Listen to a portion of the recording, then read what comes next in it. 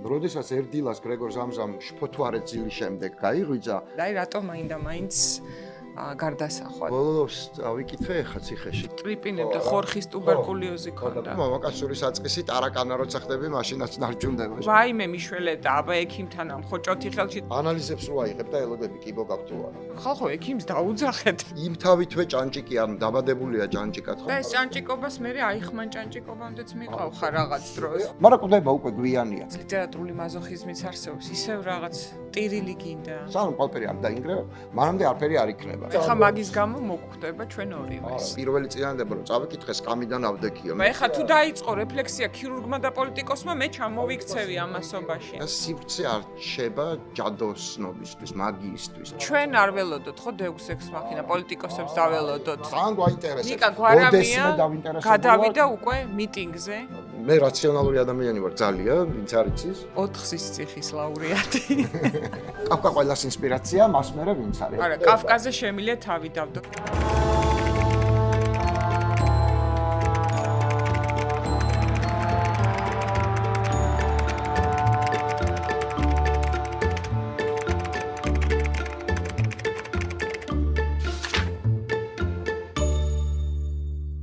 მოგესალმებით ჩვენს არხ მისმინეზე, სანამ ვისაუბრებთ წიგნზე, მინდა გთხოვოთ, რომ გამოიწეროთ ჩვენი არხი, დაგვიწეროთ კომენტარები, სურვილები და ასე უფრო დაეხმარებით ჩვენს არხს პოპულარიზაციაში.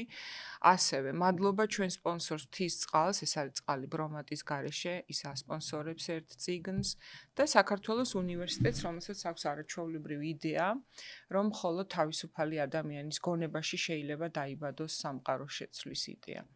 ინოვაცია ხდება იქ, სადაც ერთმანეთს ცნობის მოყვარეობა და გამბედაობა ხდება. დღეს კი სტუმრად მყავს ჩემი მეგობარი, 4-ის ციხის ლაურეატი, პოლიტიკოსი ნიკა გვარამია. ძალიან ბევრ რაღაცაში ემთხვევა ჩვენი გემოვნება და ერთ-ერთი მთავარი არის ფრანც კაფკა და მის დამი სიყვარული და განსაკუთრებით მისი არაჩვეულებრივი ტექსტის მეტამორფოზას, გარდასახვის სიყვარული. მე ჩემს სტუმრებს პირველ კითხვას ყოველთვის ამას ვუსვამ, აი აქ ვინც მოდის, ზოგადად უყვარს წიგნები, მაგრამ ერთ ტექსტს არჩევს ხოლმე და აი რატომ მაინდა-მაინც გარდასახვა და კაფკა. ხო, ბოლოს ავიკითხე ხა ციხეში და მაგიტო გამომყვა ზოგადად დახშულ სივრცეში საკითხავია. კი. ხო, კაფკა სულ ოთახებია. სულ ოთახებია კი და ოღონდ დახშული სივრცეებია. მე მიყვარს დახშულ სივრცეებში მომხდარი ამბები, აგატა კრისტის დეტექტივები დახშულ სივრცეში, ეგეთი ამბები მიყვარს. და იმდენად გიყვარს, რომ შენი თავი მიიყვანე მაგ დახშულ სივრცეში. ნუ ხო, თლად ეგრეც არ მიყვარს, მაგრამ გაძლება არ მიჭირს დახშულ სივრცეში, შეიძლება მაგიტომაც, ხო? დაგეხმარა ეს ტექსტი იყოფა. ძალიან, ერთი მგონია, რომ ერთ-ერთი ყველაზე მაგარი ტექსტია, რომელიც კი შექმნილა. თავისი კომპაქტურობაც, მე მოკლე ტექსტები ზოგადად ძალიან მიყვარს, კი იცი შენ. მეტი სიზუსტე ჭირდება მოკლე ტექსტი. მეტი სიზუსტე ჭირდება და ძალიან რთულია ამბის განვითარება დახშულ სივრცეში და ტემპის დაჭერა. და ეგ არის ზუსტად დეტექტივით ტემპი აქვს ამ მოთხრობას. თუ წიგნს როგორც არის, ნუ მოთხრობაზე მეტია, თავისთავად ცხადია და ციხეში თუ სწორად მახსოვს, წიგნი იყო ესეთი თხელი. და ნუ უდიდესი ოსტატია, მე ასე ვიტყოდი. ისეთი ტემპი უჭირავს აი ამ ერთ ბინაში და 60-იან ბინაში თუ არ ცდები, სადაც ყველაფერი ხდება და ის ეყვება ამ 60-იანი ბინიდან მთელი ეპოქის შინაარს და განვითარებას, რატომ მოვიდა აქამდე და მე სავარაუდოდ როგორ გაგრძელდება და ეგრეც გაგრძელდება. და ბოლოს მთავრდება ამ ოთახიდან გასვლით რეალურად, თუ გახსოვთ, აი, რაღაც ბუნებაში არიან და მისი და, რომელიც ასევე მეტამორფოზას გადის ამ ნაწარმოებში, უკულ მეტამორფოზას, მისი და დიდ მთავრდება და უპირისპირდება მისი ეს რაღაც ნორჩი სხეული. კი. ხო, ზუსტად ეგ არის, თუმცა ნორჩი სხეული არ ნიშნავს შინაარსის სინორჩეს, იმიტომ რომ ის დასკვნა რომ ლამდეც მიდის და რომ პრობლემა უნდა მოვიშოროთ. თუნდაც ის ძმა იყოს, ეს სამყაროსავით ძველი დასკვნა და ეს მეტამორფოზა არის სამყაროსავით ძველ რაღაცებთან დაბრუნება. ამდის მიუხედავად იმისა ამბობს, რომ აი ათქვირებული, აყვავებული იყო მისი სხეულიო და პრობლემაში ამჩნიეს, რომ ის განსხვავებული იყო. მგონია რომ მთავარი პერსონაჟია. როგორც სოციუმი არის გრეტა. ხო, მთავარი პერსონაჟი არ არის მარტო გრეგორი. არა, რა თქმა უნდა. სამივე ოჯახის წევრზე მეტი აქცენტია და ერთი რაც აი სახელები ახსენე და რაც მთავარია. კაფკამ გამოიყენა ორიგინალში სიტყვა ungeziefer. ეს პირდაპირ ხოჭოს არ ნიშნავს. ეს ნიშნავს აი ეს ძველ გერმანულში ungeziefer და კიდე უფრო ძველში althochdeutsch zieber ეს იყო არსება ცხოველი, რომელიც ხერხშეწირვისთვისაც კი არ გამოდგებოდა. პარიაშავით რა. რასაც არ ეკარები, რაც აი სიკვდილისთვისაც კი გამოუსადეგარია, რომ მსხვერპლად შეწიროდა.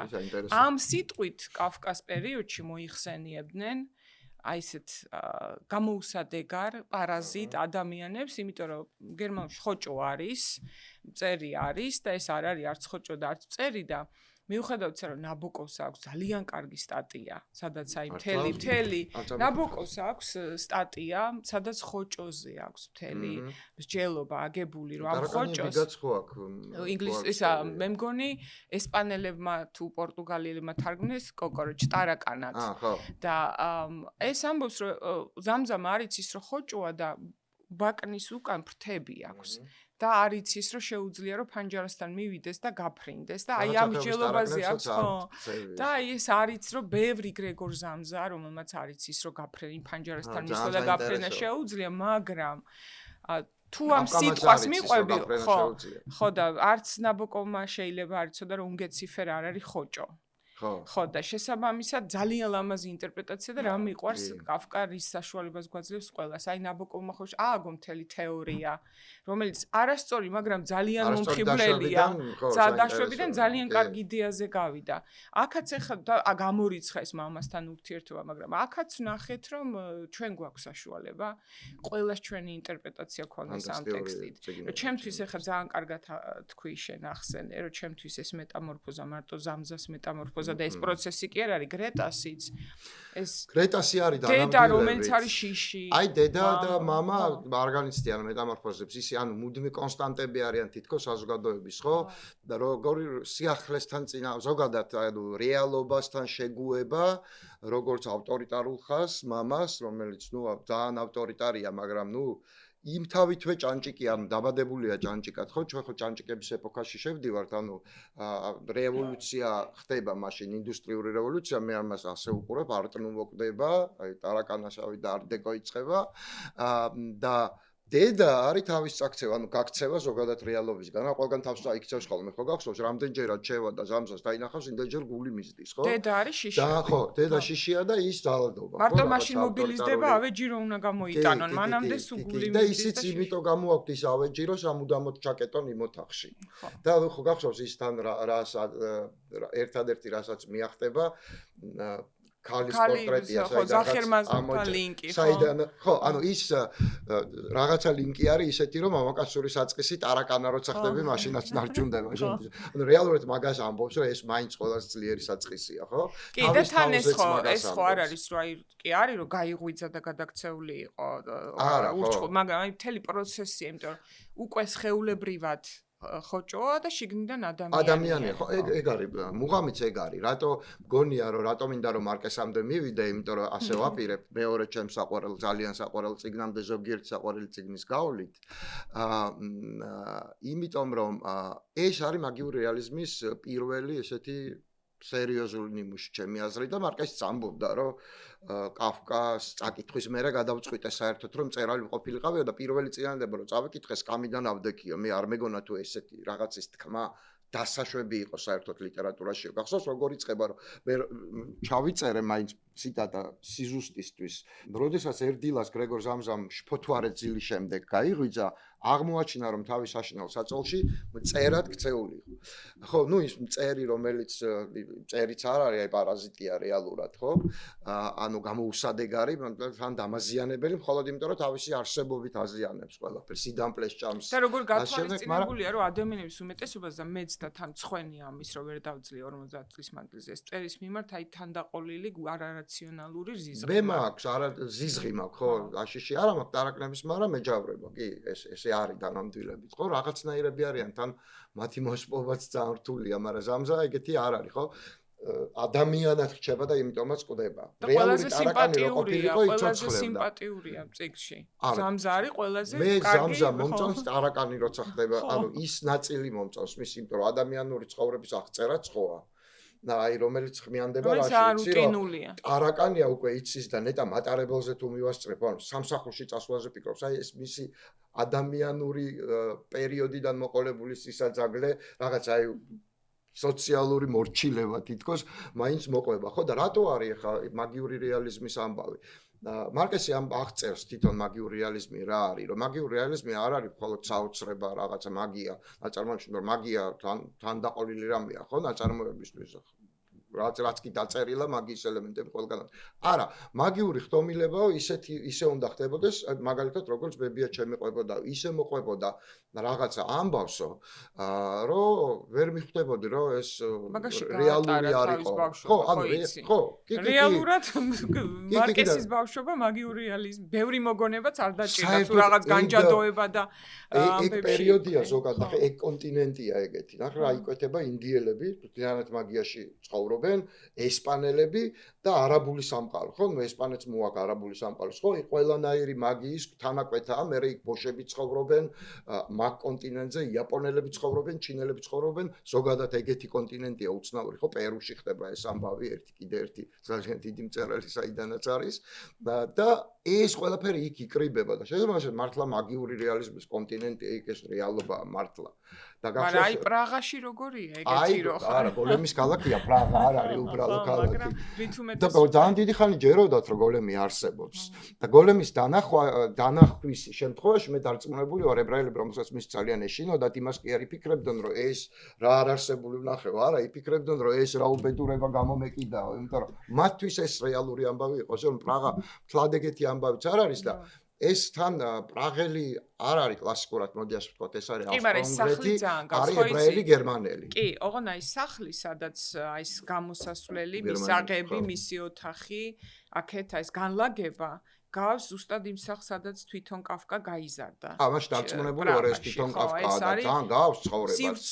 ძალიან გავს ცხოვრებას, ხო თვითონაც ხო რაღაცა სადაზღვევო ორგანიზაციის უცნაური თანამშრომელი იყო, რომელიც სხვების ჯანმრთელობას აზღვევდა და თვითონ მოკვდა იმის გამო, რომ ჯანმრთელობის დაზღვევა არ ქონდა და ფეხს ითრევდა სამართყოფოში წასვლაზე. ხო, რეალურად ეს დაემართა. და ხმას ვერ იღებს ესეც. და ხმასაც ვერ იღებს. კი, ეს არის მისი ისტორია, ჭანჭიკის ისტორია თავად კაფკაც. ჭანჭიკობის გამო კაფკა მოკვდა. ის რო წერდა ეს თითქოს მისი მეორე იპოსტასია ეს. მაგრამ არც იცოდა ცხოვრების განმავლობაში რომ გენიოსი იყო და არც სხვა აღიარებდა ასეთად, ხო? ეს არ დაკარგული ერთი მეგობარი, რომელმაც ეგ იცოდა და არ შეუსრულა სურვილი რომ დაეწვა ტექსტები. ნუ ერთი მეგობრის ცოდნა არ არის იმისთვის საკმარისი რომ ხო, ძალიან ცოტა გამოაქვეყნა სიცოცხლეში, იმიტომ რომ მამამ უნდა გაღიაროს რა. მამას ხო წერს წერილში, რომ შენ რომ მკითხე ერთხელ რატომ გეშინია ჩემი, ამის თქმისაც მეშინო და რატომ მეშინია შენ. იმ ხელა და აი მამა პირდაპირ ლინკი არ უყვარს კვლევარს ესეთი პირდაპირ პარალელს თulis გაბანალურებად მეტამორფოზის მაგრამ ფაქტია რომ მამის სახე აღებული და ნახე იქაც როგორ არის მამა უცნაურად კლავს რეალურად მამა კლავს ხო ზამზას ესვლის ვაშლს ესვლის ვიცი აი მე მგონია რომ ვაშლის როლა იყო მისი ფიზიკური სიკვდილის დასაწყისი და დისიტყვები არ ისე დამთავარი და ამით მორალური პერსონაჟია ჩემი აზრით არ განაჩენია სოციუმის მიერ მსჯილი განაჩენია და მაგ დროს გადაწყვეტს ზამზა რომ მოკვდეს აი როცა ესმის მაგრამ როგორ კვდება ანუ ფიზიკური ნაწილი ხო როგორ არის მამა ესვის ვაშლი რომელიც ზურგში ჩარჩება და ის ლპება და ეს იწვევს კვდომას ხო მაგრამ ნუ ვაშლი ესროლა ნუ ძალიან გასაგები ის არის ხო მეტაფორა ასე ვთქვათ რაღაც ბიბლიური ბაღის და ცნობადის ხის და ასე შემდეგ ხო ნუ ანუ ავტორიტეტია ჩვეულებრივი პარადიგმებია, ხო, ბიბლიური პარადიგმებია, ბევრი ძალიან, მაგრამ ძალიან მაგარი პერსონაჟია და ჩემი აზრით. ძალიან რომელიც იწყებს ზრუნველობით, ემპათიით, სიყვარულით, აი ყველაფრით ამით როგორც საზოგადოება იწყებს ხოლმე რაღაცა უბედურება დამართულის მიმართ და მერე იგივე ემართება, რაც საზოგადოებას ემართება ხოლმე, აი ეს ამდენი შენი უბედურება რომ ბეზდება და უკვე ფიქრობს როგორ მოშორდე. და ლორწორო დაყვება. ხო, აი ყველაფერი მერე ნაგვის ჭამას რო იწყებს რძე არ მოგწონს და ნაგავი მოგწონს. ხო ეგრეა ზამზა, მაგრამ დას მაინც რძე შემოაქვს დიდი ხნის განმავლობაში, მაგრამ მერე უკვე მობეზდება, უკვე ნაგვის ხუთი შემოაქვს ხოლმე რა. საზოგადოების მობეზრებასაც უყურებ და მერე საზოგადოების მკვლელობას. ანუ სამივე ფაზა გადის. ხო? სულად გულწრფელი სიყვარული, ემპათია და ის მერე მობეზრება, დააღლა, ამ ყველაფრით უფულობის შემოსვლა, იმიტომ რომ გახსოვთ, გმურები შემოდიან და რო დაინახავენ ზამზას, არც ისინი არ გაკვირდებიან სხვა ჩვენს, იმიტომ მაგიური რეალიზმი, იმათაც იზღი აქვს და ეს რა არის, რატო არ გითხარით, რომ ეს აქ იყო. და თვითონ გარბიან და ფული აღარ შემოსდით. და ზამზა რად იქცევა, იცი, ცოტა დავით კლდიაშვილის პერსონაჟივით, რა თან ჭამს და თან შემოსავალი არ მოაქვს. მერე რა ნაგავს ჭამს. იმიტომ რომ აქ ადამიანი მაშინ იმ საუკუნეში მაშინ დაიწყეს უბედურება, რომ შენ ხარ თურმე უპირობო არავის სიყვარული არ ყოფილა. შენ ხარ ფუნქცია. როგორც ეს იყო ფუნქცია, რომელსაც უნდა გაესტუმრებინა თავის კომოვოიაჟერები და კომოვოიაჟერი მაშინ არ ითვლებოდა რაიმე ეს პროფესიად პატივსაცემად. არაფერი ეგ არ იყო. მაგრამ ეს იყო ფუნქცია, რომელსაც ვალები უნდა გაესტუმრებინა და როგორც კი ეს ფუნქცია დაკარგა, ის არავის აღარ უნდა და არავის აღარ. ჭამელი პირი გახდა. მიუხედავად იმისა, რომ არც პირი აქვს და ნაგავს ჭამს მხოლოდ, ხო, მაგრამ ნუ აი ეს თან გერმანულ ებრაული ანუ რაღაცა ბანკირული სიცივეც არის, ხო, мама ბანკის თანამშრომელია და გაგახსენებ, რომ სახლშიც სულ არასდროს არ იხდის ბანკის ბანკირის, ხო, ბანკირის და აი ეს ის პერიოდია, როცა მაქსველი წერს თლიანად აი ამ დიდ განჯადოებაზე და დიდი განჯადოება არის რეალურად ინდუსტრიული რევოლუცია მეორე. როცა წესრიგი ციფრები და ყველა აი ეს ხდება თავარი და სივრცე არ რჩება ჯადოსნობისთვის, მაგიისთვის. ანუ ადამიანის ინდივიდის სივრცე არ რჩება. არც ბოროტის არც ბუნებრივად აღიქვამს თავს ტოტალიტარული სისტემის ნაწილად. სახლის ტოტალიტარიზმი არის. სახლის ტოტალიტარიზმი ხა მამაც გარეთაც აქვს. მამა დადის როგორ ჭანჭიკი სახლში, ხო, ჩვეულებრივი იქით სამსახურიდან მოდის და სახლში ჭანჭიკია. და ეგ არის ზამზა, ეგ არის განჭანჭიკება მისი სინამდვილეში, ხო? მისი განჯადოება კი, აი განჯადოებული სამყაროდან მისი მოჯადოება, ბოროტი, მაგრამ მოჯადოება, ხო, ეს ბოროტი მაგია, მაგრამ მოჯადოება თავისუფლებას პოულობს კარაკნის სხეულში, სინამდვილეში. ჩვენ რო ვაკვირდებით მის განვითარებას მთელი ამ ხნის განმავლობაში, ის პოულობს თავის ადამიანურ საწყის, ანუ კომივოიაჟორიდან ადამიანი ხდება მას შემდეგ, რაც გახდა ტარაკანი. ხო, ანუ რეალურად ეს არის ქალის სურათი, რომ მისთვის მნიშვნელოვანია, როგორც მამაკაცისთვის. იქაც ამაზღებელს და ერთადერთი რასაც გადაეფარება ეს არის, თორე იქ მის წინა ცხოვრებაში ხალიც კი არაფერი არ ჩანს საერთოდ.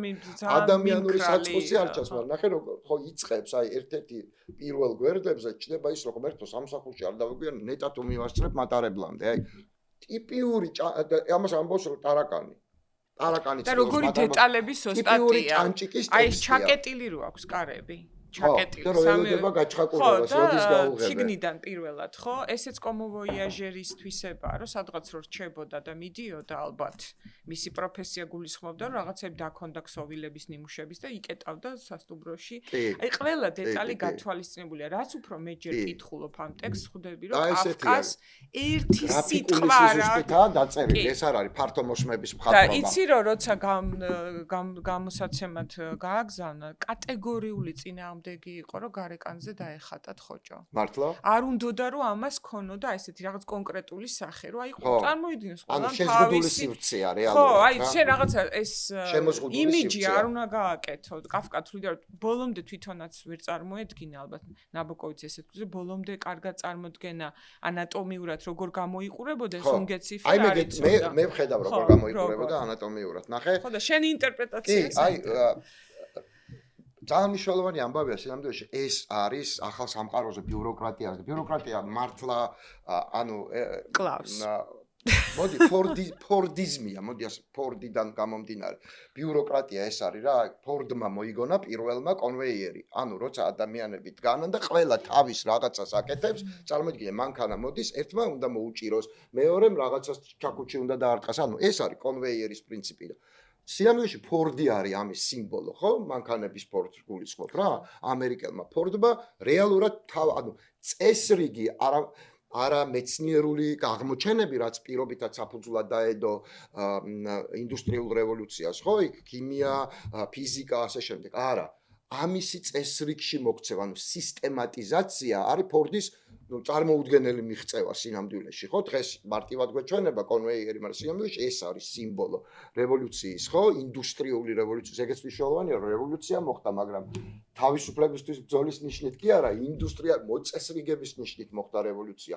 ინდუსტრიული რევოლუცია სწორედ ეს არის. სამყარო ამას მიყავს წინ. ნუ ხედავთ, რომ ეხლა მესამე რევოლუციაა ეს, ამიტომ არაფერი მგონია, რომ ახალია სინამდვილეში ისევ ლუტიდები არსებობენ, ვინც იძახის, რომ ხელოვნური ინტელექტი ყველაფერს გააუბედურებს, მაშინაც იძახდნენ, რომ საქსოვიდას გააუბედურებს და აბსოლუტურად. არაფერი ახალი. X და Y ჩანაცვლდა სხვა შინ არსებობს. და ოდესღაც კიდე ისედაც გაჩერდება. არა, ეს უბრალოდ უფრო სწრაფად დამარცხდება ეს რევოლუცია, იმიტომ რომ ტემპი თვითონვე უწყობს ამას, ხო? ტემპი ააჩქარა და შემდეგ იქნება რაღაცა XY, რომელიც ხელოვნურ ინტელექტზე ბევრად უფრო მნიშვნელოვან რამეს იზავს, მაგრამ და თვითონ ხელოვნური ინტელექტი და მე მარტივ ტესტი მაქვს, როგორც ჩვენ გაქვს. ის რაც კიბოს დამარცხებას დაახლოვებს, უფრო მეტად ყველაფერი კარგია. იმიტომ რომ სიცოცხლეს ახამძლევს. აი ეს ტესტია. აი მან დრო მივა საზოგადო კაცობრიობა. მე ვილაპარაკოთ დანარჩენზე, იმიტომ რომ ადამიანის ფუნქცია ხო რა არ გადავხვეთ, მაგრამ მოკლედ ვიტყვი რა. მე ამას ვეძახი ტელევიზორის პულტის ტესტს.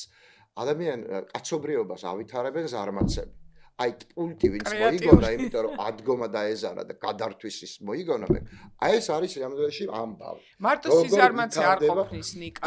ძალიან დიდი ზარმაცები. კი, მაგრამ სიზარმაცეს თუ არ ახლავს დიდი ინტერესი და ცნობის წადილი. ცნობის მოყვარეობა და შრომა როცა საჭიროა. და რა კლავს ეს კავკასთან აჯას? როგორც კი შენ კარგავ ფუნქციას და არავის არ უყარ ხარ ანუ მასლოუს პირამიდის. კი. ძირში ფუნქცია მნიშვნელოვანია. ფუნქცია არის ხვებისთვის რაღაცის მოტანა, დოვლათის. აი ეს საშინელი სიტყვა გაჩნდა მაშინ, ხო? საშინელი რა, ანუ როგორც სოციალური ფენომენია საშინელი სიტყვა. ადამიანი როგორც დოვლათის შემქმნელი, ხო? მე მგონი ყოველთვის არა, ყოველთვის იყო, მაგრამ იქ უკვე ციფრებში იზომებოდა, ვინმე დღესაც ხო იზომ პერ კაპიტა ამბავია რა, აი ციფრებში იზომება შენ როგორი ადამიანი ხარ, ანუ რა მოგა აბა დღეს მე ვის რა ვარგე, ეს ხო დოვლათზე არ ლაპარაკობდა ილია ჭავჭავაძე კაფკამდე რამდენიმე ათეული წლით ადრე, ხო? ის ლაპარაკობდა საზოგადოებრივ თანაცხოვრებაზე და უფრო მორალურ კატეგორიებზე და აქ კაფკა გვაჩვენებს რომ აბა დღეს მე ვის რა ვარგე, ეს არის პირდაპირ გამომუშავებული დოვლათი. დღეს რამდენი ვარგე საზოგადოებას და მის ერთიან რაღაცა ეკონომიკურ რაღაცა და თუნდაც იმ შენ პატარა ოჯახს. და როგორც კი GDP-ში ასე ვთქვა დოვლათის შეტანას ეს კაცი ამთავრებს იქცევა ტარაკანად, მაგრამ ზუსტად იმ დროს იქცევა ნამდვილ ადამიანად და ეს არის ზუსტად მეტამორფოზი, სწორი მეტამორფოზა აქვს მას და არასწორი მეტამორფოზა აქვს დას, რომელიც სიამდვილეში სხეულებრივად გაიფურჩქნება, ლამაზი ქალი ხდება, ხო? აი როგორც ჭია გადაიქცევა თუ რაც ქვია იმას. გათხოვების პოტენციალი გამოდის თითქოს ჭიიდან თუ რა ქვია მაგას.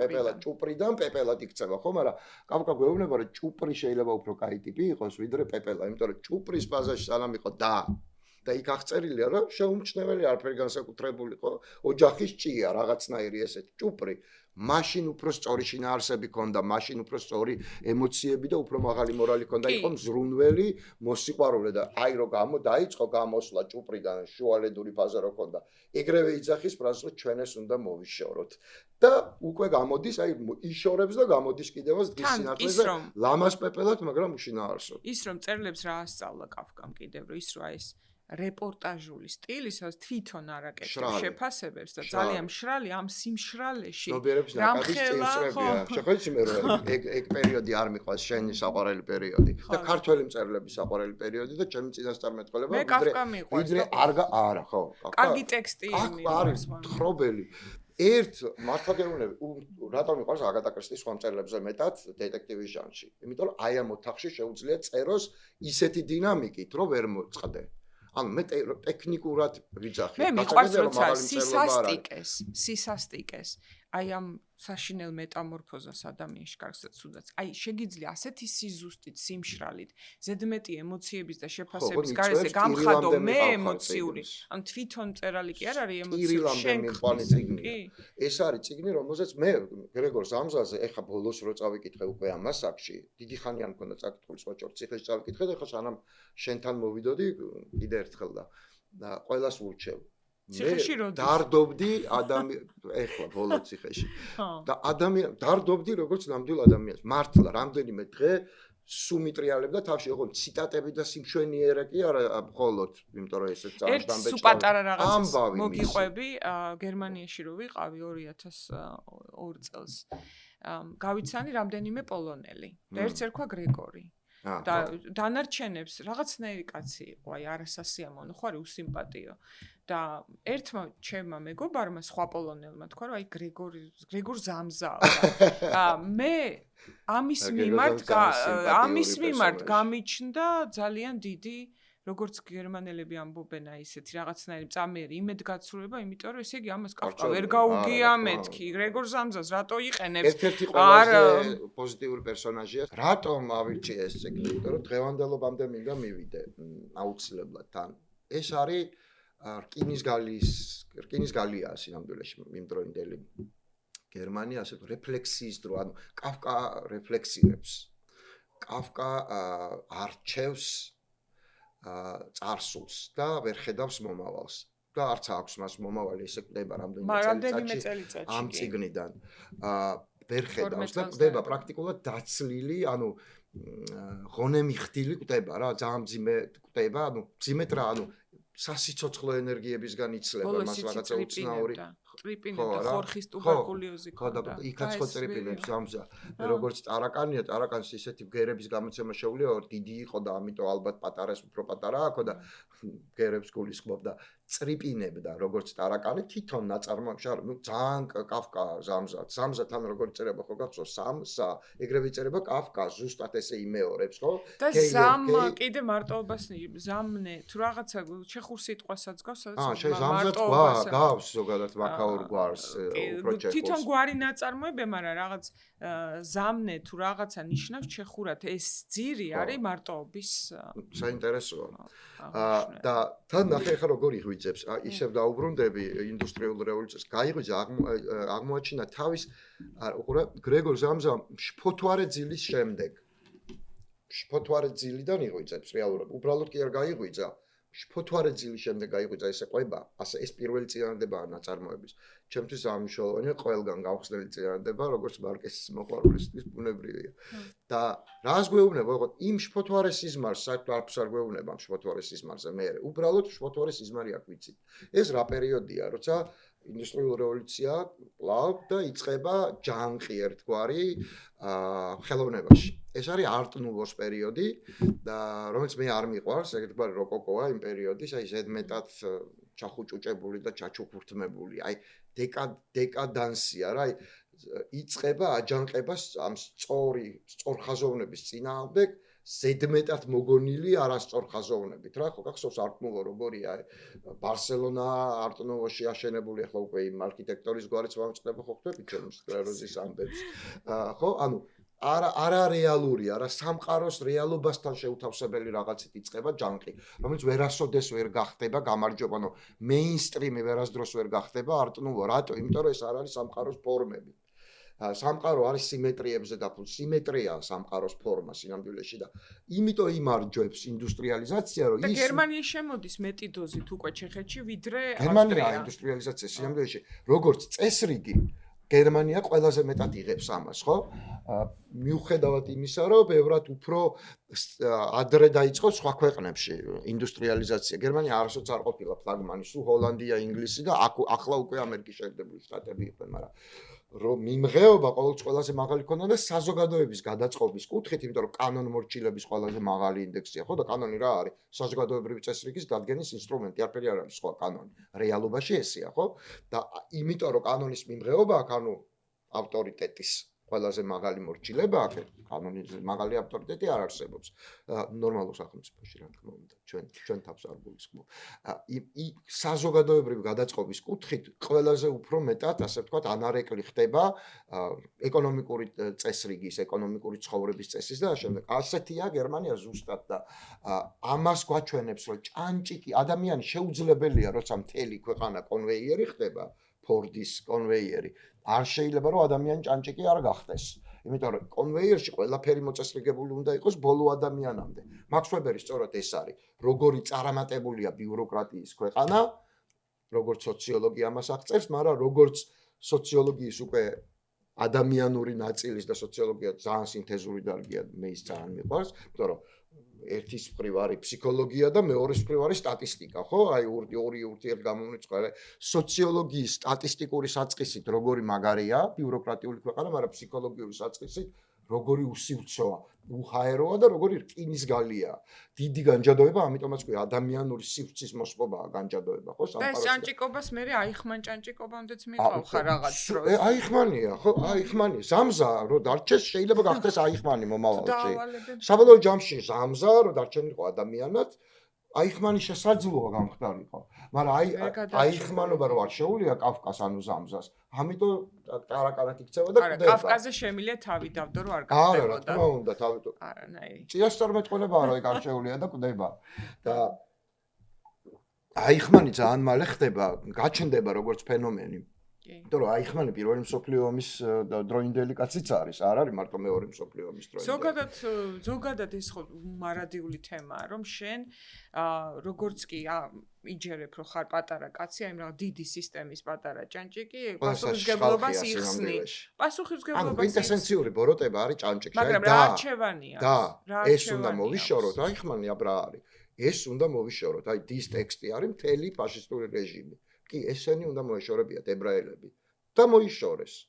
იმიტომ რომ ხელს უშლიდათ ეს ხალხი. და ძალიან ცივსისხლიანად როგორც და ამბობს, ესენი უნდა მოიშოროთ, ხო? ეს უნდა მოიშოროთ. ეს არის თავარი ტექსტი ამ და დის ეს წინანდება არის თავარი ტექსტი სინამდვილეში. კი, რა თქმა უნდა. ყველაზე დიდი. რა თქმა უნდა. როგორც კი აი ყველა ადამიანს ხო ჭირდება ხა ფსიქოლოგიაშიც, მარტო სოციოლოგია კარგ დიდი ფსიქოლოგიზმებიც არის, რომ როგორც კი შენ ხვდები, როდის იწყებს მაგათად აი დადგენილი ეს კვლევა იყო, რომ მოხუცებს რო უშვებენ სამსახურიდან პროფესორებს. კვდებიან მალე, იმიტომ რომ აი ეს შეგრძნება, რომ შენ რო რაღაც არ გააკეთო, რაღაც საქმე ფუჭდება, ძალიან მნიშვნელოვანია. სულთა ქიმია და ფიზიკა. და მე თან გახსოვს რომ იგებს, რომ თურმე ამათ ქონიათ ეს ფული, ამას ტყუილა ყავდათ, ეს ამუშავებენ და ამ დროს რაღაც დანაზოგიც აქვს. დანაზოგი აქვს. კი, ჩანს ეს. ის ამ გაჭანჭიკებაში გმურებიც მოყავთ მე. ყველაზე მეტად აი რამდენჯერაც არ უნდა წავიკითხო, როგორც არ უნდა გავიზარდო, ყველაფერს შევეგო, არაფერი გამო, მაინც დედა არის ჩემთვის. კი, დედა გაქცევა. გაუგებარი ფენომენი, ალბათ ქართველი დედების ის სტერეოტიპი ჩემში, რომ ვაიმე მიშველე და აბა ექიმთან ამ ხოჭოთი ხელში და ეგ წარმომიდგენი. არა, ქართველმა დედებმაც იციან პრობლემისგან გაქცევა, თავის მიბრუნება მაგრამ აი ქცევის დონეზე ხო ჯერის ეს ხო, სამონტაჟში ცოტა ხო, მეტაფორა თუ აღიქონ სხვა პრობლემებს არ იმჩნევა. კი, კი, მაგას ამშულობა აქვს, ხო. სხვათა შორის გელიოსა აქ რო დედა არის კავკასიის კარგად გაიხსენა ზამზა შიში. მამა ძალაუფლება, ხო, დედა შიში და დამორალი. მოპირდაპირე ქუჩაზე ჩანს მისივე ოთახიდან საავადმყოფო. ანუ ერთი ქუჩაზე გადასვლა მისი რამაც შეიძლება მოარჩინოს, ხო? თითქოს. ერთი ქუჩაზე გადასვლა, მაგრამ არავის არ მოსდის აზრი. ხო, პირველი ზედაპირული წაკითხვისას შენ გიჩნდება აზრი, რომ ხალხო ექიმს დაუძახეთ. ზუსტად ეგ არის და ოღონ არავინ არ ეძახის და კაფკა მაგას გვაჩვენებს, იმიტომ არის ფენომენალური. ოღონ გვაჩვენებს ერთი წინადადებით, რომ მისი ფანჯრიდან ხო შეუძლია თქვას ტარაკანა ფანჯრაში ვერ წიყურება წესიერად, ხო? თუ არ წიყურება. მისი ფანჯრიდან მოპირდაპირე მხარეს ჩანს საავადმყოფო. ანუ მისივე ქუჩაზეა, ეგ ქუჩაზე უნდა გადავიდეს უბრალოდ. ან გადაიტანონ თუ როგორც არის, ხო? არა.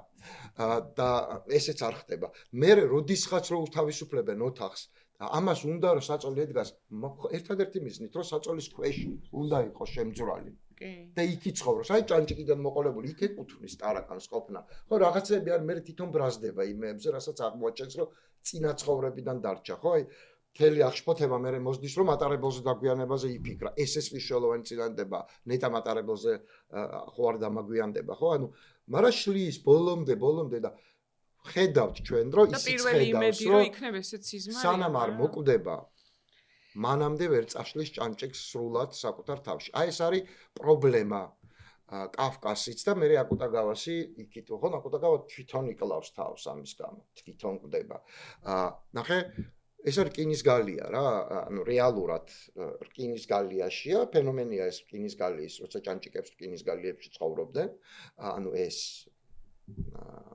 მოსამსახურე ადამიანი ასე ვთქვათ სახელმწიფო მოსამსახურეების ქვეყანა აკაკიევიჩების ქვეყანა ხო ხო აკაკიევიჩების ქვეყანა დღეს არის საქართველო ანუ მაგრამ ნახე რეფლექსიების ანუ რკინის გალიებში გამორჩეულები რეფლექსირებენ ეს არ არის საკმარისი ამას გვეუბნება კაფკა და ასე ასრულებს თავადაც ცხოვრებას ის არ კინეტიკური ენერგიით არასოდეს კინეტიკამდე არ მიდის მოქმედებამდე არ მიდის ამ გალიის გარღვევაზე კი არ ზრუნავს ამ გალიის შინაარსის გაგებაზე და მის მხილებაზე საკუთარი სიკვდილით ფასად მხილებაზე არის მხოლოდ ორიენტირებული ის რომ იმ გალიაში თავს მოიკლავ ეგ არაფერს არ უშვება იმ გალიას ეს მას არ დააქცევს იმ გალიიდან მნიშვნელოვანია გაარღვიო ეს გალია და გახვიდე. აი ეს არის რეფლექსიის პრობლემა. რეფლექსიის რკინის გალიაში ჩაკეტვა. ეს უკვე ხელში იმის აღება. ეს დღეს დიდი რა ქვია წყლის ინდიელი რო გაარღვევს. ხო, აბსოლუტურად ეგ არის. გუგულის ბუდეს გადაუფრინა შესანიშნავი არ მომსვლია არასდროს ეს სუსტად ეგ არის. სუსტად ეგ არის. ერთი შეხედვით სრულიად უსარგებლო რაღაც ანუ შეუძლებელ რაღაცას აკეთებს, ხო? ხო, ხედავთ რომ ის შეუძლებელს აკეთებს. ტიტანიას ნამდვილად ხო, სახელი არ მახსოვს ის ინდიელი და ტიტანი გამორჩეული თავის სიდიდით, ფიზიკური სიდიდით, მაგრამ ნუ რეალურად ადამიანებთან შეფარდა ინდიელია, ხო, მაგიური კაცია. და მართლა რაღაცა მეჯიკ არის რომ ამას იღებს და გაანგრევს ამას, ხო, რეალურად. და გარბის, გარღვევაა ეს.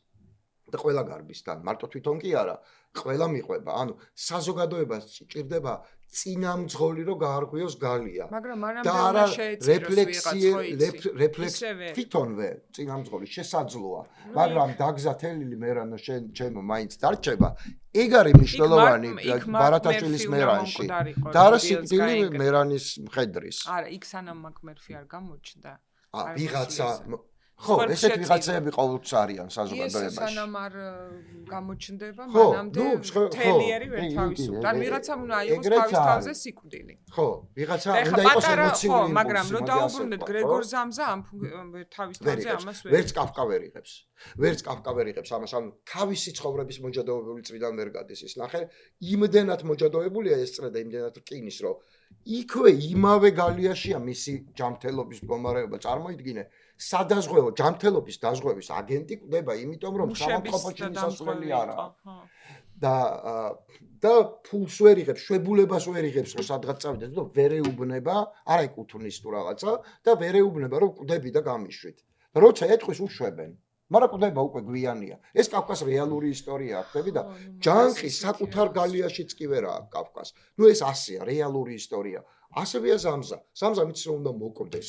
რომ საბოლოოდ შედგეს ადამიანად და მისი და საბოლოოდ გახდეს ის ვინც არის მკვლელი რეალურად ადამიანური საწყისის მკვლელი ხო როგორც მათემატიკური ასე ვთქვათ სიზუსტის საზოგადოება ხო და ხო არ არის ბოროტება არა ახალი საზოგადოებრივი პარაზიტი გვეუბნება რომ როგორც პარაზიტი რომელიც გამოვიდა, ანუ სიახლით გამოვიდა, ლამაზი გახდა. კი, მაგრამ მანამდე იყო პარაზიტი, რომელიც ძმაზე პარაზიტირებდა, იმედი ქონდა, რომ ის გადაუხდიდა იმ მუსიკის ფულს. ამიტომ მანამდე უყვარდა, რომ მიხდა, რომ არა. ამ გოგოსთვის აქვს თან დანაზოგი, რომ სადღაც წავიდეს, თუ ასე შემდეგ. თან თურმე გმურიჩეულია ყავდეთ, რომ ეს ფული შემოტანილი იყოს და ეს კაფკა, ნუ ზამზა, როგორც არის. იმ უკვე აღარ უნდათ მარტო იმიტომ კი არა, რომ ფული ვერ შემოაქვს, იმიტომ რომ ნაგავსაც კი ჭამს. ანუ ეგეც კი არ უნდათ რომ გაატარონ როგორც კი, მაგრამ ეხლა დაუბრუნდეთ არტნულოს. ხო და ეს არაბუნებრივი ხაზების ჯანყი ხელოვნებაში რითი მთავრდება? ბევრად რო შამეჭავი ხელოვნებით, ჩემი აზრით, მაგრამ არტ-დეკოთი. სწორი კუთხეების და იდეალური სიმეტრიების ხელოვნებით. რომელიც მე ძალიან მიყვარს, მართალი გითხრა, მაგრამ მიყვარს განყენებულად. იმიტომ რომ მე თვითონ მიყვარს, მე რაციონალური ადამიანი ვარ ძალიან, ვინც არ იცის. არ გეთანხმებ. ხო, მაგრამ ჩემი საყვარელი მდგომარეობა ირაციონალიზაცია, ბევრი რაღაც. რა ეს არის ჩემთვის მარტო როცა ვრჩები ჩემ თავთან, მაშინ ესე ვიქცევი. ამიტომ აძლევს მარტოობა. ანუ რაციონალურის ირაციონალიზაციას ახდენ და არა პირიქით რაღაცეების აბსოლუტურად ეგრეა. ირაციონალიზაცია არის ჩემთვის ყველაზე კარგი დასვენება. ეს მაძლევს გასახანს, ეს არის ჩემთვის ჰაერი. და არტ-დეკოს რო უყურებ მე ის მომწონს. როგორც ზოგადად სიმეტრიები მიყვარს ძალიან. გადაწყვეტილებებშიც სხვა შორის ვეფუძნები ხშირად სიმეტრიას გადაწყვეტილებებში და არასოდეს არ მატყუებს. არასოდეს, იმიტომ რომ არაფერი არ არის უფრო რაციონალური ვიდრე სიმეტრია. და როდის იგებს სიმეტრია ეს მითხარი? ცხოვრება არის სიმეტრიული. ყოველთვის. ყოველთვის, იმიტომ რომ ეს არის ბუნების განვითარების კანონზომიერება. ბუნება არის სიმეტრიული. აი, რო თქვა ლეონარდო და ვინჩი მეს და დახატა ვიტრუვიუსის ადამიანი. მაგრამ აბსოლუტური სიმეტრია არც არსებობს ისე. აბსოლუტური არაფერი არ არის. ეს არის პერფექციონიზმი და პერფექციონისტები არიან პროგრესის მკვლელები. განმავითარებლები არიან მაქსიმალისტები. აი, ესეც მნიშვნელოვანი წინააღმდეგობაა. პერფექციონიზმი არის უღონობა. არის მუდმივად ჩარჩენა რაღაცის მიღწევის სურვილში, რომელიც არ ამიღწევადია. მაქსიმალისტები პირიქით ღონიერება წინსვლა სულ. ეხლა რაც შეეხება კავკას გარღვევას, რამდენიმე წელიწადში აქედან ასევე კავკას ძალიან დიდი მოყვარული აკუტაგავა, ზუსტად იგივეს აკეთებს და ჩემი საყვარელი ნაწარმოები, რა თქმა უნდა, აკუტაგავასი არის მაგიური რეალიზმის ასევე შედევრი, წინსვლა, მაგრამ შედევრი, უსიერთყეში, რაც ასევე ჩვეულებრივად სული იძლევა ჩვენებას, მოკლული სული და აქედან ვიგებს სინამდვილეში ვინ მოკლა და დანარჩენი ხო ყველა არის პერსპექტივა, თვალთახედვაა სხვადასხვა და ყველა სხვადასხვა რამეს ამბობს, მაგრამ ყველაფერი ტყუილი აღმოჩნდება, თუმცა მათი სიმართლე და არ იყვება მხოლოდ რა მოხდა, ხო, რეალურად, მაგრამ რას შვება აკუტაგავა, რას გვეუბნება? აკუტაგავაც ფიქრობს ნეტად თუ მიუსწრებს მატარებელს და ვერ უსწრებს ამ მატარებელს. ვერ მიყვება ინდუსტრიალიზაციას, უკვე მეორე ქვეყანა, რომელიც ყველაზე მაგარი, ზუსტად გერმანიის პრინციპით, კანონმორჩილება, ყველაზე მაღალი მიმღეობა და დღეს ინდუსტრიალიზაციის ორი ტიტანია, ხო, გერმანია და იაპონია. და შუაში თავისი არ დაგვავიწყდეს მეორე მსოფლიო ომში გერმანიის ყველაფერი აღდგომები, ჩვეულებრივად, აღდგა ემართებათ ორივე მსოფლიო ომში.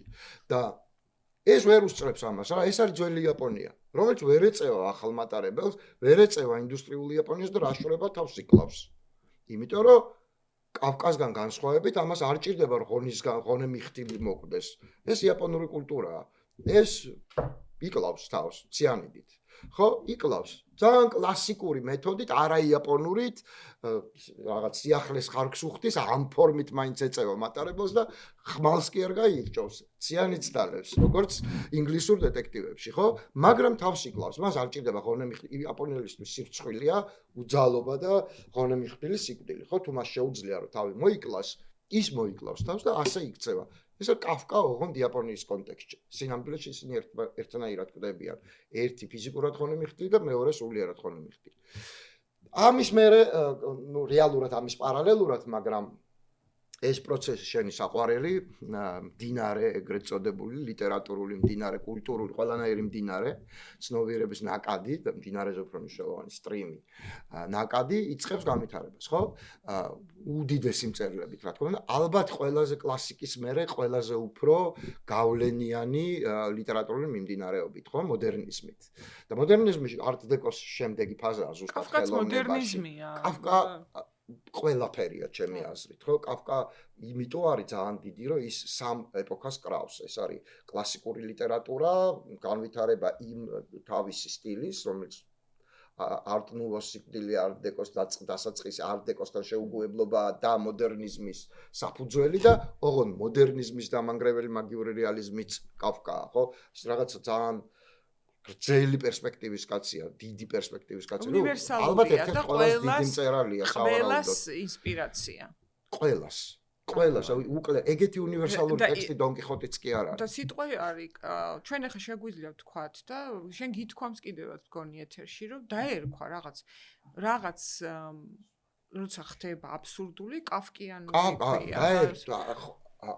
წარმოუდგენელია რომ კაფკა არ მოგივიდეს ყველაზე თან იხმარება უკვე ლიტერატურაში და მეტყველებაში კაფკიანური სიტუაცია და აი პროცესი მეტამორფოზა პროცესი დღესაც კი ვახსენებ ჩვენთან ხო მაგრამ კაფკიანური ეს უფრო მეტამორფოზების ეპოქაში ვართ ჩვენ რატომ აი მაგამდე მივდივარ ვიდრე პროცესის ხო პროცესი ზუსტადაც რომ უფრო მოდერნისტული ლიტერატურაა სინამდვილეში ვიდრე ამბავი იმიტომ რომ ეს ძალიან ამბავია ეს ხომ მე რატომ მიყვარს შეხვეჭი მე როგორ პროზა მიყვარს სადაც ამბავია ამიტომ არ მიყვარს დიდად ცნობიერების ნაკადის პროზა იმიტომ რომ ამბავ ტემპო რიტმი არა აქვს კინოც ეგეთი მიყვარს და ეგ ჩვენი მუდმივი კამათების საგანი იყო ხო ტემპო რიტმული სადაც ამბავია იქ არის ჩემთვის ხელოვნება და ესთეტიკა ზოგადად ეგ არის ჩემთვის ჩარჩო ვიღაცისთვის ფილოსოფია არის უფრო საინტერესო ჩარჩო ხო ეს მუდმივი დებატია მოკლედ მაგრამ ნახე ეს არის მდინარება დროის მაგრამ ცნობიერების ნაკადი და პრუსტიც ყველადან ვირჯინია ვულფიც ის ჯოისი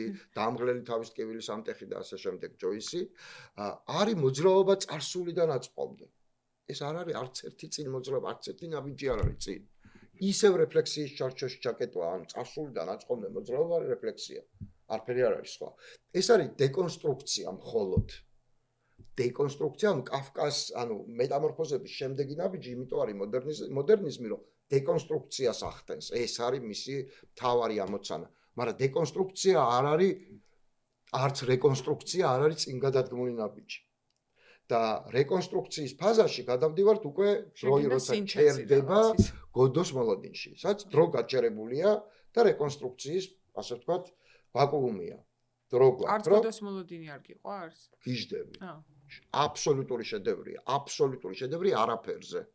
აი როგორ შეიძლება მოყვე ისტორია არაფერზე, დინამიურად და საინტერესოდ. ამბავია არაფერზე. არაფერი კი არ არის. ეხლა შენ არ გეწყინება, იმიტომ რომ ბოლომდე არ აიდენტიფიცირებ შენ თავს პოლიტიკოსებთან, მაგრამ ეს მარტო ეგ არ ხარ. შენი იდენტობა, ხო და მაგის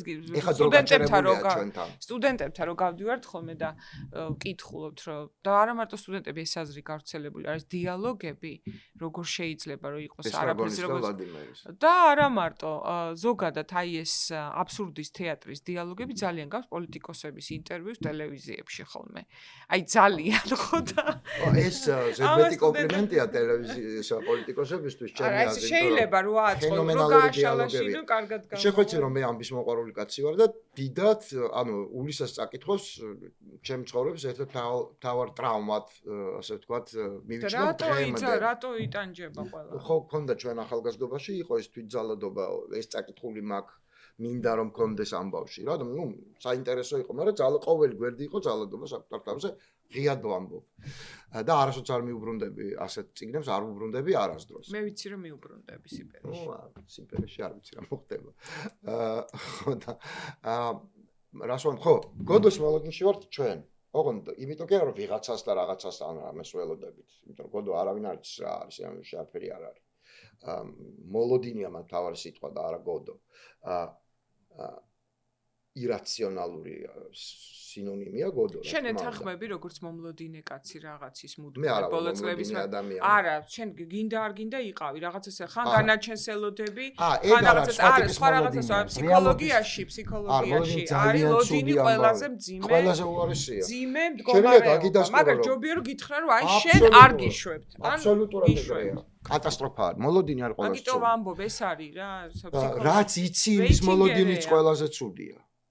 რაც იცი იმის მოლოდინიც ყველაზე ცუდია. მე ხო ვიცოდი ყოველთვის რომ პატიმრობა არასოდეს არ მგონებია რომ არ შეიმფა. არასდროს. მაგრამ ცუდი 4 წელი ვიყავი ამ რეჟიმში. და ეს არ იყო შემთხვევითი არჩევანი ივანიშვილის. 4 წელი ვიყავი მოლოდინში პასპორტ მართლა რკინის გალიაში პასპორტ ჩამორთმეული მართლა რეფლექსიაში იმიტომ ტელევიზია მნიშვნელოვანი რეფლექსია 4 წელი მართლა გრეგორ ზამსასავი ისე მოვიმატე თან რა ცოტა ვიზუალურად შეიძლება და მაკეტკენ წაგეღო ვიყავი აი ამ ვითარებაში ეს არის კატასტროფა ბევრად უკეთესია ციხეში პირდაპირ მშელობით მაშინ გალიაში ჭდომა ბევრად უფრო უკეთესი რა მარტივი რომ არ არსებობს თავისუფლება განაჩენის მოლოდინში ეს ტყუილია. ეს არის ფსიქოლოგიური ტერორის ციხე. და ბევრად უფრო მძიმეა ეს. ბევრად. როცა ყველა გიყურებს აი ანალიზებს რო აიღებ და ელოდები კი მოგაქვს თუ არა. აი დაახლოებით ეგრეა რა, უფრო მარტივია რომ იცოდე რომ გაქვს და ებრძვი მაინც რა. რუტინაში გადაყავს ხდები რომ რაღაცეებს მაინც აკეთებ. ხო და ჯოჯოხეთი. აქ რუტინასაც ვერ ალაგებ. ჩვეულებრივ ყოფით რუტინასაც ვერ ალაგებ. რაღაცა ვერ გეგმავ ვერაფერს. ნუ ყოველ შეიძლება აზრი არ კონდეს არაფერს ხდები. ჯოჯოხეთია ნამდვილი. ნამდვილი, მაგრამ უკვე მაგას წმევი აღარ მაღელვე. როგორც ჩვენი ემიგრაცია რო წავიდა, თავიდან ამოლაგებას ერიდებოდნენ. ეხლა ეს გაერთიანებაც ეგ არის ზუსტად ვიცი რომ მე თუ არ ვიქნები ხვებიც არიან და ასე შემდეგ, ანუ გადაფარ ეს ისე substitute-ები უნდა გაიჩინა ყველაფერში, ნუ როგორც ქმარმა არა დანარჩენში ყველაფერში. დასაცმელი ჩალაგებული უნდა ყველაფერი. მოკლედ. ნუ აპირებისე რომ ამაზე ვთქვათ რაღაც დაწერო.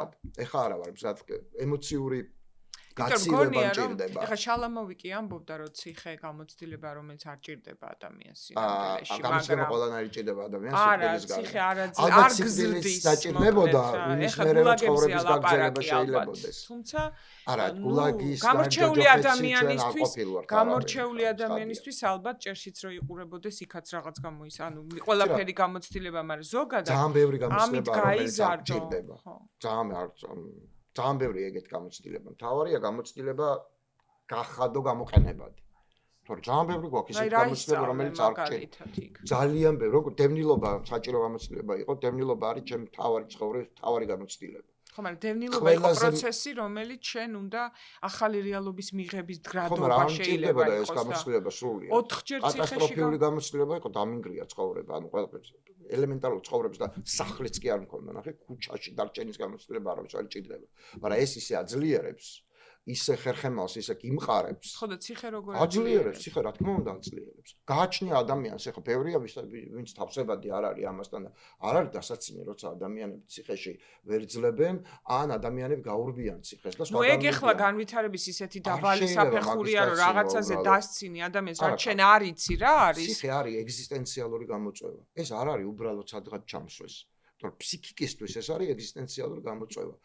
ვერც თან რაც დავარ, ვერც გამოიცნობ ციხეში ვინ გაძლებს და ვინ არა. მყარი ფსიქიკის ადამიანებს პირდაპირ გეუბნები შეიძლება უფრო გაუჭირდეთ.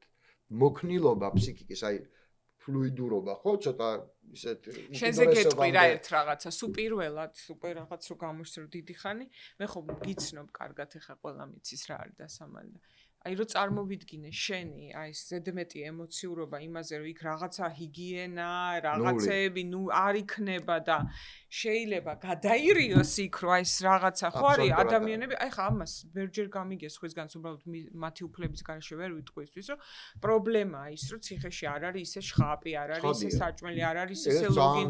ანუ კი ეხა თითქოს ყოფითი რაღაცეებია, მაგრამ ძალიან მნიშვნელოვანია. შენ გავიწყდება აი ზუსტად შეხო ჩემი დევნილობის გამოცდილებას მიუბრუნდეთ. მე რო სოხუმიდან წამოვედი, ცხოვრობდი ჩემს კამერაზე უფრო პატარა ოთახში, ნაკირავებში. სადაც საერთოდ არ იყო შხაპი. მაგრამ გარეთ გაყვიდოდი როცა გინდოდა. ეგ არის სხვაობა, მაგრამ მე სხვა რამეს ვიძახი. ხო. ეს არ იყო ჩემთვის აუტანელი, ანუ ფიზიოლოგიური რაღაც აუტანობის დისკომფორტი. კაი 90-იანები ყველამ გავიარეთ, მაგრამ მაინც მე ძალიან მიყვარს კომფორტი, მოგეხსენება. ბევრი რამე რაც კომფორტს უკავშირდება, მაგრამ მე შემიძლია ამას გავუწო. მიუხედავად იმისა, რომ ბანაობის სიხშირე ჩემს თავარი პრობლემა იყო, აი თავარი პირდაპირ ვამბობ. თავარი, აი ყველაზე უფრო მთავარი. არც ჭამა, არაფერი განსაკუთრებული, ანუ დამანგრეველი, მოკლედ ციხეში არ მოკვდება. მაგრამ ფსიქიკა შეიძლება შეგერყეს. გააჩნია თუ არ ნახე, თუ არ შეუთანხმდი საკუთარ თავს, რომ შენ ამას უნდა გაუძლო ისე, რომ არ დაზიანდე, მაშინ ვერც ვერ ისო. ვერაფერს თუ გარეთზე იფიქრე მუდმივად, თუ ელოდე მუდმივად გათავისუფლებას, ეს არის დასასრული. ფსიქიკისთვის უმძიმესი, დასასრული არაფერი არ არის, მაგრამ უმძიმესი დარტყმა. ციხეში თავარია ანუ წინა ჯერზე ვკითხულობდი ვიეტნამელი ტყვეების ჩანაწერებს, რაც იგნებს ერთ-ერთი სტოიკოსი ამერიკელი ერთ-ერთი ფილოსოფოსი იყო, რომელიც ვიეტნამში იყო, ვიცი ადმირალი თუ ასე შემდეგ და ის იმის ჩანაწერებს სტოიკოსები მიყვარს ციხეში განსაკუთრებით და ის წერდა, რომ ციხეში ინგრევა ისო, ვისაც იმედი აქვს. ანუ ეგო არ გეგონოთ, რომ იმედი ციხეში ყველაზე ცუდი მოკავშირეა და მე დავამატებდი აქვე, რომ ბრაზიც ძალიან ცუდი მოკავშირეა, არ უნდა გაბრაზდე.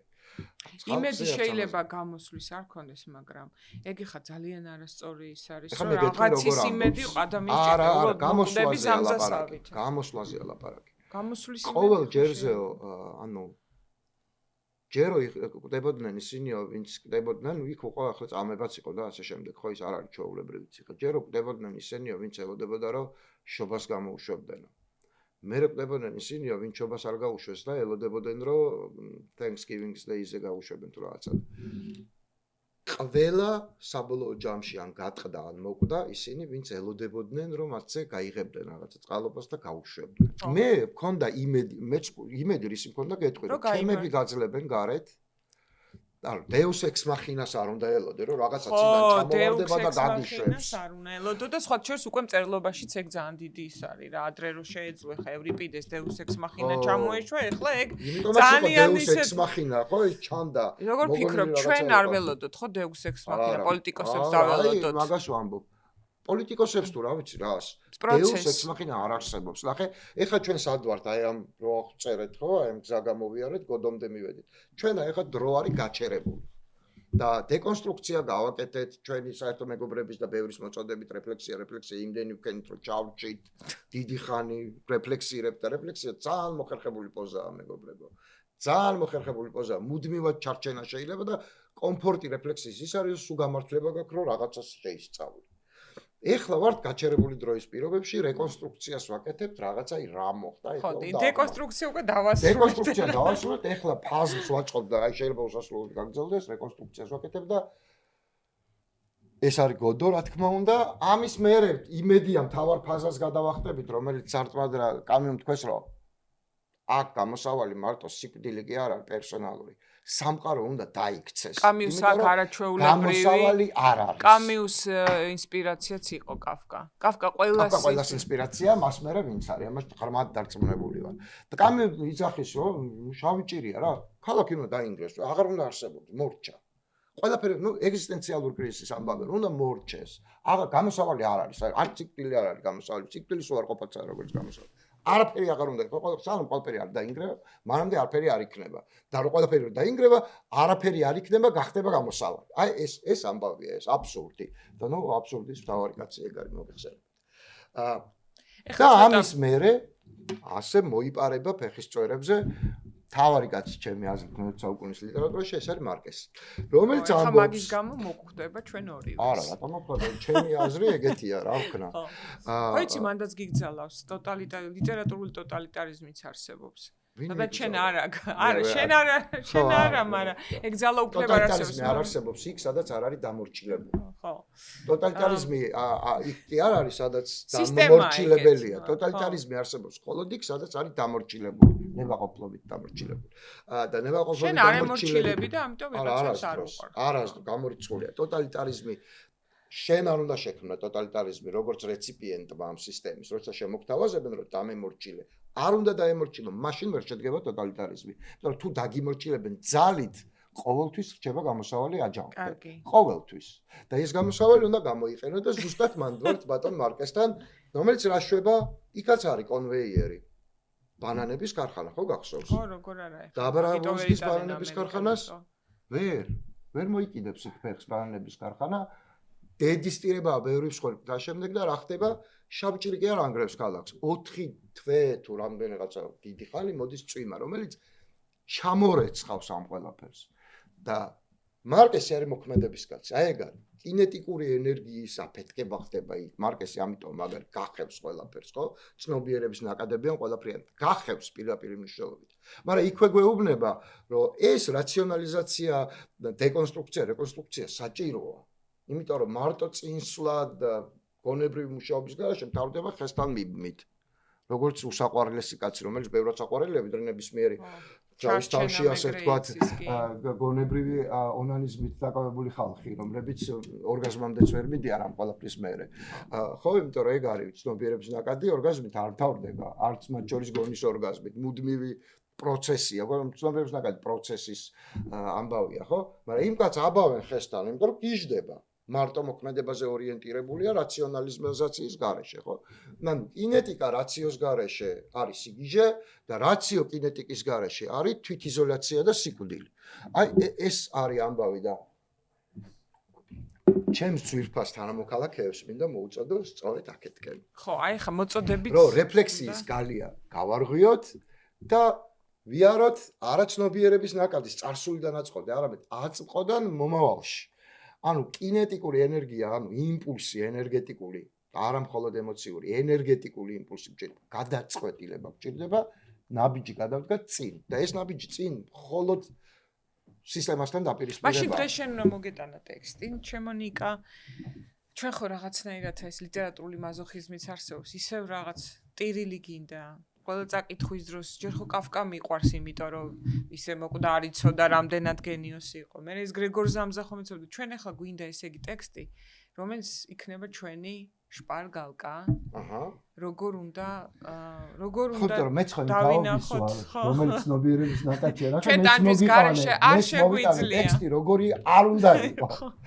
და როგორი უნდა იყოს, სინამდვილეში ხო, მართლა შენი თქვის არ იყოს ამდენი რეფლექსია, თან ეს რაღაც გიჟურაცული რეფლექსია კიდე რაღაც სპეციფიკური. თავდება ეგ ხო დაუმთავრებელი. პოლიტიკოსებს მით უმეტეს მე ერთხელ თქვი ცოტა არასწორადაც გამომივიდა თითქოს რომ პოლიტიკოსებს რეფლექსია აკლიათ, მაგრამ ეს მათი პროფესიონ დე ფუ არის, იმიტომ რომ ნუ გჭირდება ეხლა თუ დაიწყო რეფლექსია ქირურგმა და პოლიტიკოსმა მე ჩამოვიქცევი ამასობაში და პოლიტიკოსობა არის ინტუიტიური. ხშირად წერლობაც. ეს არ არის მეცნიერება. წერლობაც, აი კაფკას რო წაეკითხა ნაბოკოვმა ცოტა განსხვავებული აზრია ქართულში და რუსულში და ყველგან ინტუიციური ჩვენ მგონია რომ რაღაცა მე-6 არა თანდაყოლილი რაღაცა დეტერმინირებული ცოდნა არის სამყაროსი ხო ანუ ავტომატურად საიდღანაც მომავალი არის შიგნიდან მომავალ ცოდნას ანალიტიკის გარშე მოდი ასე ვთქვათ ანალიტიკის საფირწონია თორე სისულელე კი არ არის ანუ რაღაცა მომეჩვენა და რაღაც წინასწარმეტყველებ არ არის ინტუიცია ხო ინტუიტიურია პოლიტიკოსი და მოქალაქეც ინტუიტიურია მოქალაქეს შეიძლება ასე ვთქვათ მის პერსპექტივა მისცე სწორი დეკონსტრუქციით და ასე შემდეგ. მაგრამ სინამდვილეში მე მოვიტანე ტექსტი როგორ არ უნდა ვქნათ და როგორ უნდა ვქნათ, ეს ჩვენ ვიცით ყველა. ზოგჯერ ჩვენ არ გვაქვს, მაგრამ ძალა. უნდა გამოვიდეთ კომფორტის ზონიდან, რომელსაც დავარქვით ახლა რეფლექსია. ეს მოვიგონეთ, იმიტომ რომ კომფორტი გქონდეს, რომ ჯერ ფიქრობ. რა იყო არასწორი, ვისთან დადგომა შეიძლება, მე ბიძინა რო არ იქნება, მე რა მოხდება, ვითომ ეს ძალიან გვაინტერესებს. ნიკა გვარამია გადავიდა უკვე მიტინგზე. მიტინგის ფორმატში. არა, მაგიტომ მოვიტანე, რომ ბოლოს მიტინგი ჩამეტარებია. ვიცი და მეც ახლა საერთოდ ყველა მიცის, რომ ამ გადაცემას მარტო იმ წიგნებისთვის არ ვაკეთებთ, რა თქმა უნდა. წიგნები გვეხმარება რეფლექსიაში, რის სასაყვედუროთაც მარტო წიგნებზე გელაპარაკო. რის სასაყვედუროთაც დღეს სწორედ მოხვედი. და მადლობა მინდა გითხრა, სულ რეფლექსიის გარედან მოქმედების ჰორიზონტებამდე. ეს ფიქრობ ხოლმე დღევანდელ ტექსტს. კი. ძალიან კარგია. ასევე დავაწერთ და სულ ფიქრობ ხოლმე როგორ მინდა აი რაღაც ახლობელ ადამიანზე რომ ფიქრობ ესე მენანება ხოლმე რომ ამ კაცს რო ცოდნოდა რამდენი დისერტაცია დაიწერა მას ალბათ ყველა მწერალზე მეტი და დღეს მე და ნიკა გვარამიაც მასზე ვლაპარაკობდა ამ და ალბათ ამას ვერ წარმოიდგენდა და ძალიან ცუდია რომ ესე წავიდა საკუთარი მასშტაბი ალბათ ბოლომდე მაინც არ იცოდა თუმცა ერთის დაწვი ისე თქვა უნდა თვითონ დაწვავდა მაგრამ უბედურება შენ თავსაც ბოლომდე ვერ იგებ ვამბობ თითო მაქს პროდი ყველას ვინც თითო ასეთი კაცი კიდე გვერდში ყველა კარკაც და ქალს ვინც არ დაწვავს შენ ტექსტებს და პალესტინაში ცოტა იქაც კი წაიღეს. ხო. და დიდი მადლობა ჩემს სტუმარს. მე გემშვიდობებით ამ ოპტიმისტურ ნოტაზე, იმიტომ რომ ჩვენ რაც არ უნდა ვიტყვი რა. შენ როგორც სწორად მითხარი, რომ ეხლა შპარგალკა გჭირდება. მე მოვიტანე ტექსტი როგორ არ უნდა იყოს მესმის მეც მთავრობების ვარ. როცა თუმცა ასე ვთქვათ უარყოფა მნიშვნელოვანი მაგალითია, რომელიც კონსტრუქციული ასე ვთქვათ ნაბიჯების გამოკარნახეც არის, ხო? სინამდვილეში ტექსტი რომელიც გვასწავლის რამეს ციფრში არც არსებობს. ეს ტექსტი კი არა და ეს მოქმედების მოდუსი ძალიან მარტივია. ჯერ ერთი ამას ფლობენ არც მწერლები და არც ბრძენნი ამ ქვეყნისანი. არამედ მოქალაქეები. ეს არის კეთილსინდისიერება, გამბედაობა და თანდაყოლილი რაც ადამიანს აქვს და პირველი რასაც ის აკეთებს, მოქმედებს. აი თავს რო გამოყობს ბავშვი ეს არის წინსვლა და მოქმედება ეს არის ჩვენი თანდაყოლილი და არა აზროვნებაში ჩარჩენა კომფორტისთვის კომფორტი აზროვნება და შემდეგ ეს არის ჩვენი შეძენილი უნარები და ზოგჯერ როცა ეგზისტენციალური გამოწვევებია და ამ ქვეყანას ეგზისტენციალური გამოწვევა აქვს რომ გადარჩეს როგორც ბავშვს აქვს ეგზისტენციალური ისა რა ქვია მდგომარეობა რომ გადარჩეს უნდა გამოვიდეს რომ ფაერი შეისრულთქოს ხო იგივე გამოწვევა გვაქვს ჩვენ ამიტომ უნდა ვიხელმძღვანელოთ ესეთი ეგზისტენციალური კრიზისების დროს თავარი რაღაცით თანდაყოლილით ეს არის მოქმედება, წინსვლა. როგორც ჩვენი საყვარელი ბეკეტიც იწყო და fail better, fail again. მოკლედ, ნიკამ მოახერხა ყოფილიყო კითხველიც დღეს, პოლიტიკოსიც, იმედის მომცემი მეგობარიც და ურჩი ადამიანიც, როგორც ყოველთვის ასეთად ვიცნობ მე ძალიან დიდი ხანია. თქვენ დიდი მადლობა იმისათვის, რომ ჩვენთან ხართ და თქვენი აქ ყოფნა მაძლევს მე ყოველთვის ძალას, რომ მოვიყვანო ბევრი საინტერესო ადამიანი და ამ თითქოს ერთი შეხედვით არა წიგნიერ დროს ვისაუბრო წიგნებზე, იმიტომ რომ წიგნებზე ლაპარაკით საქმის ნაწილია ჩემი აზრით. დიდი მადლობა მთისწყალს ჩვენი სპონსორობისთვის და მადლობა საქართველოს მთისწყალს დიდი მადლობა იმედიმა პლასტიკის ბოთლების იმედი საშინელებას გვაქვს, ხო, 20 ליטრიანი შუშის ბოცით აქ არიდგებ.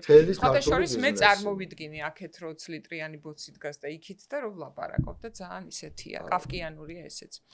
პლასტიკის ბოთლებზე კაფკიანური ბოლო პერიოდში აფერი მოხდა მართლა. გემშვიდობებით მომავალ ხუთშაბათამდე. ნამდვილი ძალა თანასწორობასა და თანაგრძნობაშია.